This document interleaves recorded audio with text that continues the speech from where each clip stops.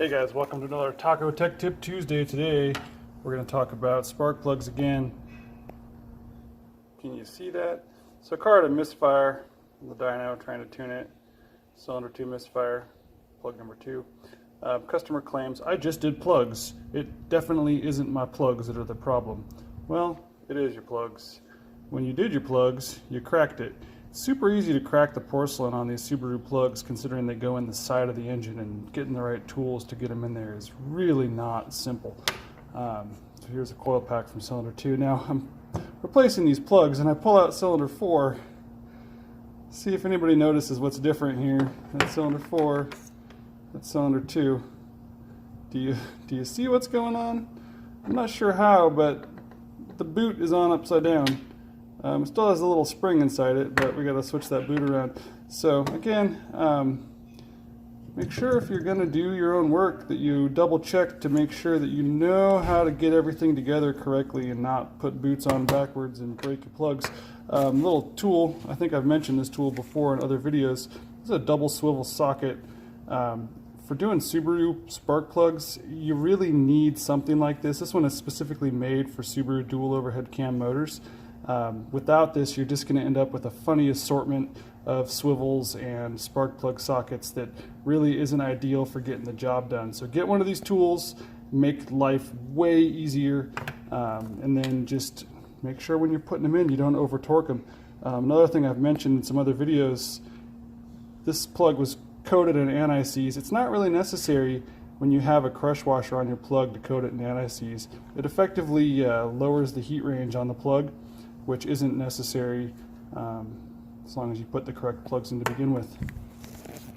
The next thing to say is never assume anything. Even though these plugs are brand new, we can't assume that the gap is correct. So get some feeler gauges and check the gap on every single spark plug.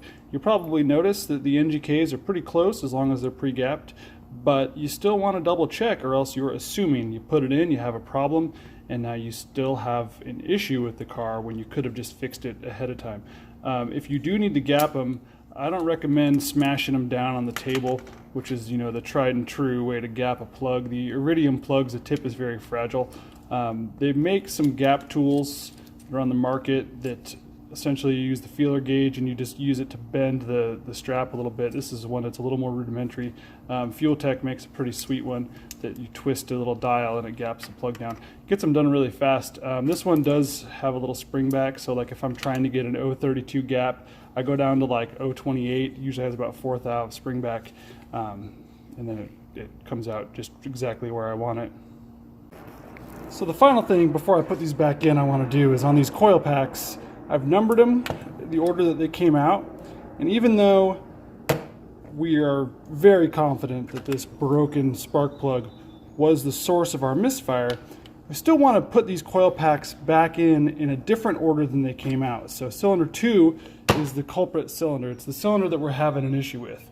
So I'm going to take number 2 and I'm going to swap it with number 4, so that if we still have a misfire on cylinder 2, we know it wasn't the coil pack and it wasn't the spark plug, it's something else going on. But if the misfire moves to cylinder 4, we know it was the coil pack because we moved the cylinder's coil pack that was misfiring from 2 to 4. If it's still on cylinder 2, other things that can be checked, one of the main things that I find are fuel injectors, especially side feeds, clogged up, causing issues.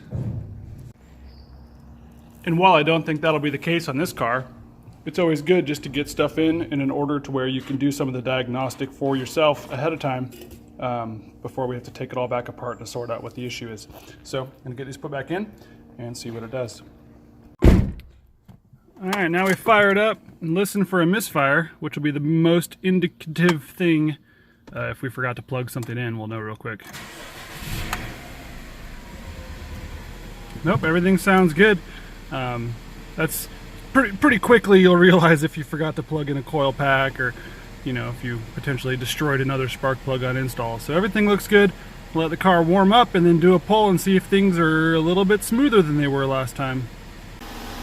So these were the misfires I was talking about. We're only at 13 and a half pounds of boost, and you can see it's missing pretty good. Not a lot of power and torque yet because we're only at 13 pounds of boost and we hadn't even finished a pull past 4,000 RPMs. I'll show you in the data logger how I knew which cylinder everything was on. So this is a Subaru data logger. I'm going to scroll down here to where I'm actually monitoring. We had some knock feedback as well, but what I'm really monitoring here is this roughness. You can see roughness cylinder 1, 2, 3, and 4. You can see cylinder 2 counted up roughness, and that was during the pull. And so that's how you know which cylinder the Misfire is on. All the 32-bit Subarus, at least most all of them, have these monitors available, especially through Access Tuner, so you can tell which cylinder you were having misfires on. Again, if this follows from 2 to 4 on this next pull, we'll know that it was actually a coil pack that was causing our immediate misfire. Now, that broken spark plug definitely would have caused misfires down the road if it wasn't the culprit, but we'll see what happens here. I'm just letting this thing warm up. Got about another 45 seconds or so and we'll do a pull.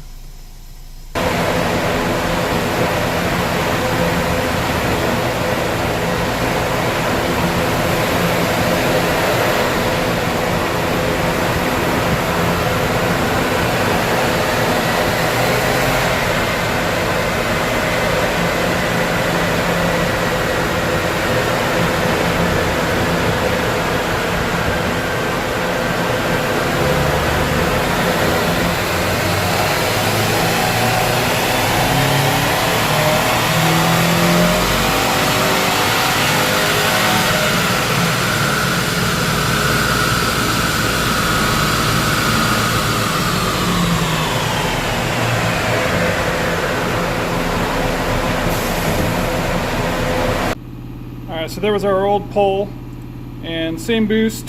You can see now we're making quite a bit more power. Again, very low boost. We'll turn this up, but torque down a hair, but there was all kinds of wonky misfires going on earlier. So you can see through here, way smoother. The air fuel is much cleaner. It wasn't trying to lean out because that was fresh air that wasn't combusting going through the motor. But you can see it's much smoother all the way out. This is on smoothing 0. So we're not doing any kind of smoothing correction. If I smoothed it, we'd see quite a bit. Good smooth. We're gonna turn the boost up now, but that's not the point of this video. It's just to show this misfire fix. We'll go look at the data log as well. All right, we're in the data log. I've highlighted the run, and here we go. Roughness, cylinder 1, 2, 3, 4. It's all 0. So everything's looking golden. Looks really, really good. Nice set of spark plugs, save the day. Thanks for watching. That's my tech tip for today. If you enjoy this tech tip and you want to see more, be sure to subscribe to the channel. I put one of these up every single Tuesday, and I have made it every Tuesday since the beginning of the year. Subaru. This thing should do pretty well. I think it'll make around 300 horse when I'm all done, maybe a little bit more. It is stock injectors, but it's got a fuel pressure regulator to bump the pressure up a little bit, which gives us a little more headroom. Thanks for watching, guys.